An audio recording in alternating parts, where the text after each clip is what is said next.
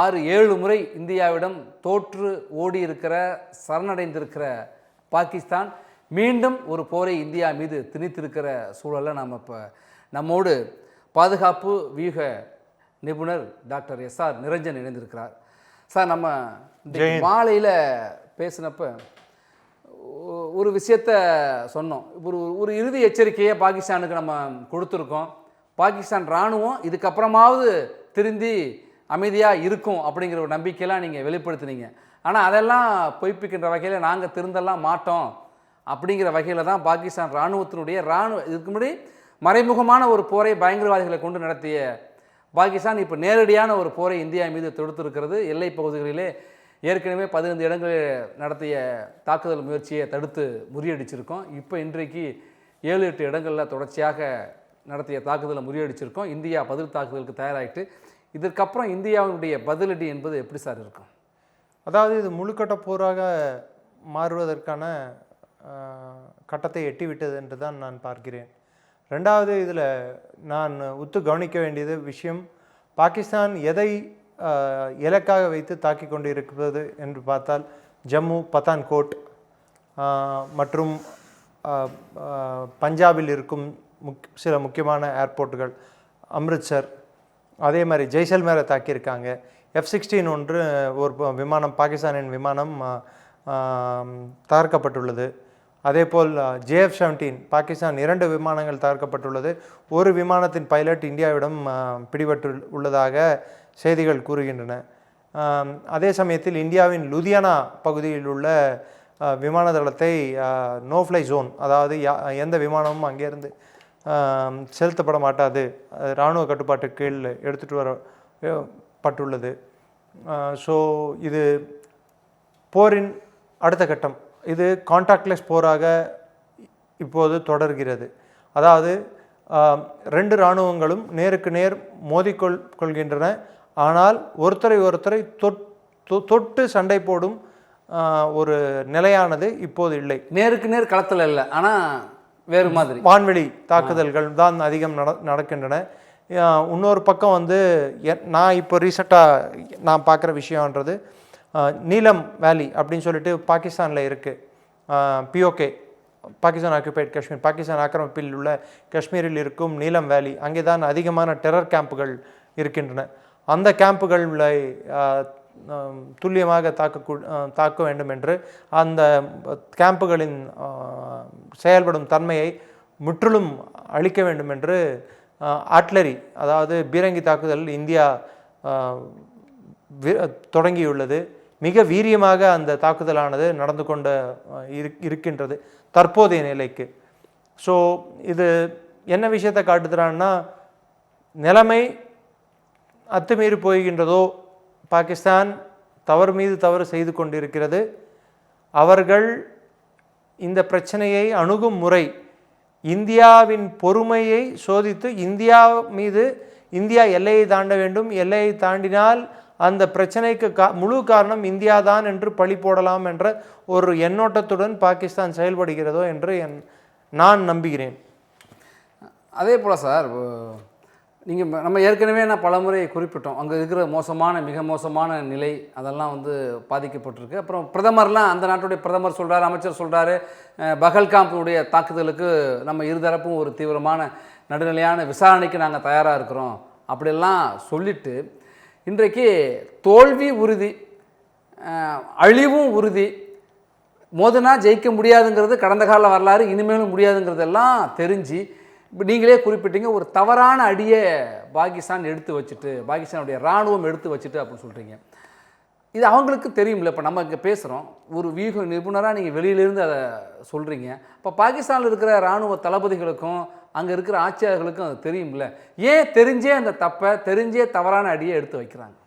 அதாவது இப்போ இந்தியா நடந்த தாக்குதலுக்கு அப்புறம் பாகிஸ்தான் இராணுவத்தின் தன்மையும் அதன் வலிமையும் மக்களிடையே குறைந்துள்ளது. பாகிஸ்தானில் அவர்களை கேள்விக்கு உள்ளாக்கியுள்ளார்கள். அது ஒரு கேலிக்கூத்தான ஒரு இராணுவமாக அதை பார்க்கப்படுகிறது. அப்படிப்பட்ட இராணுவத்தின் அந்த அவர்களின் பொசிஷனை தக்க வைத்துக் கொள்வதற்காக இந்த தாக்குதலானது அவர்கள் ஏற்படுத்தியிருக்கூடும்.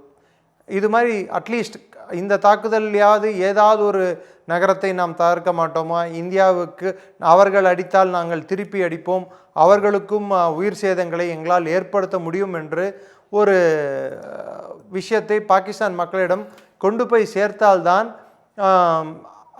அவர்களுக்கு ஓரளவுக்காவது அமைதி திரும்பவோ இல்லை அவர்கள் பேச்சுவார்த்தைக்கு வருவதற்கோ சாத்தியம் உண்டு என்று பாகிஸ்தான் இராணுவ தலைமை யோசித்திருக்கலாம். அதன் விளைவாக இது மாதிரி ஒரு உச்சகட்ட தாக்குதலை நிகழ்த்தினால் நேற்றைய தாக்குதல்கள் முறியடிக்கப்பட்டன. அதன் பிறகு இன்று நடக்கும் தாக்குதல்கள் ராஜஸ்தான் முதல் POK வரை நடக்கின்றது. ஸோ மொத்த வெஸ்டர்ன் ஃப்ரண்ட்டே ஓப்பன் ஆகிருக்கு. முழு பாகிஸ்தான் எல்லை பகுதிகள் எல்லாமே பாகிஸ்தான் ஆக்குபைட் கட்டுப்பாட்டில் இருக்கும், அவர்களின் அத்துமீறி அவர்கள் கட்டுப்பாட்டில் இருக்கும் காஷ்மீர் முதல் இங்கே குஜராத் வரை தாக்குதல்கள் நடந்த வண்ணம் உள்ளன. ஸோ இந்த போரானது அடுத்த கட்டம் கப்பல் படை என்ன நடவடிக்கை எடுக்கப் போகிறது என்று நாம் உத்து கவனிக்க வேண்டும்.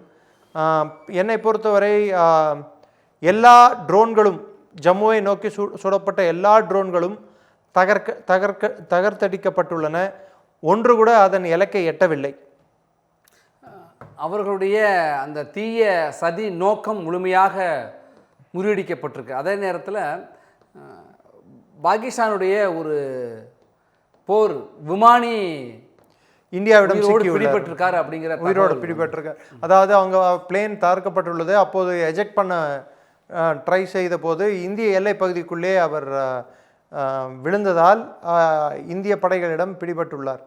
ஸோ பாகிஸ்தானின் போர் யுக்தி என்ன, எங்கிருந்து வந்தார், அங்கே எத்தனை விமானங்கள் உள்ளது, இந்த மாதிரி விஷயங்களை எல்லாம் இயல்பாக தெரிந்து கொள்வதற்கு இது ஒரு வாய்ப்பு. ஸோ இப்போ இராணுவ ரீதியான ஒரு பதில் தாக்குதலை நாம் தொடங்குறதுக்கான ஒரு வாய்ப்பு அவர் பிடிப்பட்டது மூலமாக கிடைச்சிருக்கு அப்படின்னு சொல்கிறீங்க? இல்லை, அது ஒரு துருப்புச்சீட்டும் கூட. அதாவது ஒரு பார்கெனிங் டூல். உங்களின் ஒரு விமானி நம்மிடம் பிடிபற்றார் என்றால் அப்போது அவர்கள் நாங்கள் செய்யவில்லை என்று சொல்ல முடியாது. ஸோ ப்ரூஃப் இப்போது உலகத்துக்கே தெரியும் அவங்க தான் பண்ணியிருக்காங்கன்னு சொல்லிட்டு. ரெண்டாவது, அவர்கள் விமானியிடம் நமக்கு என்ன தேவையோ அவர்கள் போர் ஆயுதங்கள் முதல் அவர்கள் என்ன எண்ணோட்டம் என்ன, அவர்கள் எதை இலக்காக வைத்து நிர்ணயித்து இந்த தாக்குதல்களை செய்கிறார்கள் என்று நம்மால் புரிந்து கொள்ள முடியும். ஆனால் நீங்கள் இப்போ கார்கில் யுத்தத்தை காலகட்டத்தில் பார்த்தீங்கன்னா கார்கில் பகுதிகளை அத்துமீறி பாகிஸ்தானுடைய இராணுவத்தினரே வந்தாங்க. இறந்த பாகிஸ்தான் இராணுவ வீரர்களுடைய சடலத்தை கூட பாகிஸ்தான் வாங்கலை, அது எங்களுது இல்லைன்னே சொல்லிட்டாங்க. அவர்களுக்கான இறுதி மரியாதையை அவர்களுடைய மத சடங்குகளின்படி இந்திய இராணுவம் தான் செய்ததையும் நம்ம பார்க்க முடிகிறப்ப இந்த விமானி பிடிப்பட்டவரையும் ஒரு பாகிஸ்தானை சேர்ந்தவர் இல்லைன்னு சொல்கிறதுக்கு கூட வாய்ப்பு இருக்கு. இல்லை, அது எப்படி சொல்ல முடியும்? அவர் பிடிபடும் போது அவர் பாகிஸ்தானோட அந்த சூட் அவர்கள் போட்டிருக்கும் அந்த விமானியின் சூட்டோடு தான் பிடிபட்டிருப்பார். அவர் பிளேனின் உதிரி பாகங்கள் அங்கே தான் கிடக்கும். அது கூட எங்கள் பிளேன் இல்லைன்னு சொல்ல போகிறாங்களா? இல்லை, விமானியின் ஐடென்டிட்டி கார்டு கூட எங்களுடைய விமானம்னு ஒத்துக்கிட்டார். ராணுவ அதிகாரியே 2 விமானத்தை இந்தியா சுட்டு வீழ்த்திட்டுன்னு ஒத்துக்கிட்டார் அவர். ஸோ பாகிஸ்தானின் இராணுவமே ஒத்துக்கிட்டு இருக்கிற மாதிரி செய்திகள் வெளியாகி கொண்டு இருக்கின்றன.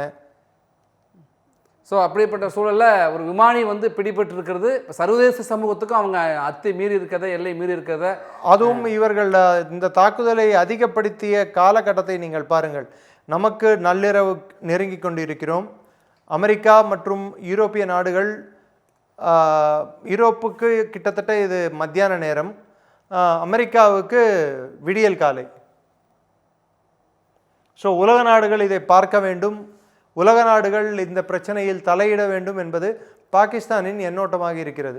சார், இப்படி கூட பார்க்கலாமா சார்? இப்போ நம்ம தொடக்கத்திலே நீங்களே குறிப்பிட்டீங்க, ஒரு தவறான இராணுவ நடவடிக்கையை எடுத்துட்டாங்க, தவறான அடியை மீண்டும் மீண்டும் ஒரு பிழையை அவங்க செஞ்சிட்டாங்கன்னு சொல்கிறீங்க. அப்போ நீங்கள் இப்போ சொல்கிறீங்க மேற்கத்திய நாடுகள் அல்லது அமெரிக்கா போன்ற நாடுகளுக்கு இது, ஏன்னா US செக்ரட்டரி ஆஃப் ஸ்டேட் இந்தியாவோட வெளியுறவுத்துறை அமைச்சரிடம் பேசியிருக்கார். ஆமாம், இப்போ பேசியிருக்க சூழல் அந்த தாக்குதல் நடத்துதுன்னா அப்போ பாகிஸ்தான் நடத்துகிற தாக்குதல் இந்தியாவுக்கு எதிராக இருந்தாலும் யாருக்காகவோ நடத்துகிறாங்கன்னு எடுத்துக்கலாமா? யாரோ ஒருத்தருக்காக, இல்லை யாரோ சொல்லி நடத்தலை.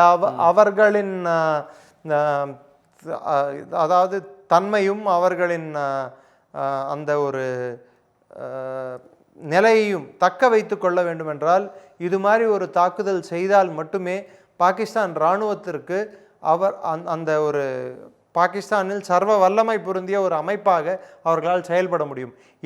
இல்லை என்றால் மக்களிடம் அவர்கள் செல்வாக்கு மிகப்பெரிய அளவில் அடிபடும்.